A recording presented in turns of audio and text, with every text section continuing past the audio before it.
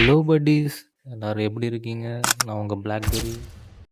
இன்னைக்கு நம்ம ஜொமேட்டோ சேலஞ்சோட 12த் டே. சிவராத்திரியோட எஃபெக்ட்டால so day வந்து இன்னும் சூப்பரா தான் இருந்துச்சு எனக்கு. ஸோ இன்னைக்கான சர்ஜ் என்னன்னு பார்த்துடலாமா? இன்னைக்கு மட்டும் 14 ஆர்டர்ஸ் கம்ப்ளீட் பண்ணா ₹368ங்க. சரி ஓகே, நம்மளோட ஏர்னிங்ஸை பார்த்துடலாமா?